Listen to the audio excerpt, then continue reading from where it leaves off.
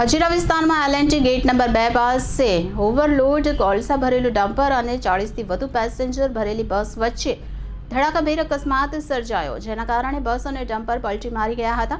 અકસ્માતના CCTV camera પણ સામે આવ્યા છે। અકસ્માતમાં 7 થી 8 લોકોને ગંભીર ઈજા પહોંચતા 108 દ્વારા સુરત ખાનગી અને સિવિલ હોસ્પિટલમાં ખસેડવામાં આવ્યા છે। અકસ્માત વધુ તપાસ હજીરા પોલીસ કરી રહી છે।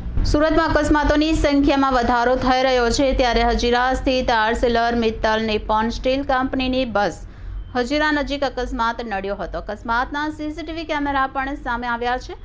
બસમાં સવાર 50માંથી 15 જેટલા મુસાફરોને ઈજા પહોંચતા તમામને 108 એમ્બ્યુલન્સ મારફત સારવાર માટે હોસ્પિટલ ખસેડવામાં આવ્યા હતા। હજીરા વિસ્તારમાં ડમ્પર અને એએમએનએસ બસની વચ્ચે ગમખ્વાર અકસ્માત સર્જાયો હતો। બસ અને ડમ્પર બંને પલટી મારી ગયા હતા।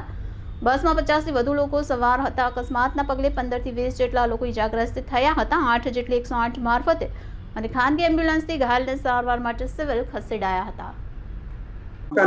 मेरा नाम दिलीप प्रसाद है। दिलीप भाई, क्या घटना बनी थी और कितने बजे बनी? 8 बजे करीब में हुआ है। ये कितने लोग थे आप लोग? 40-50 लोग करीब थे। क्या हुआ था? कहाँ जा रहे थे? हम लोग ड्यूटी के लिए जा रहे थे। फिर क्या हुआ?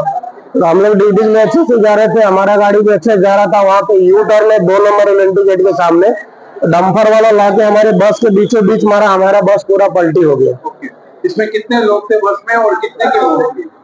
मौत तो अभी इधर मालूम पड़े एक आदमी का हुआ है बस, और एक आदमी और बाकी आदमी का पैर टूटा, हाथ टूटा है।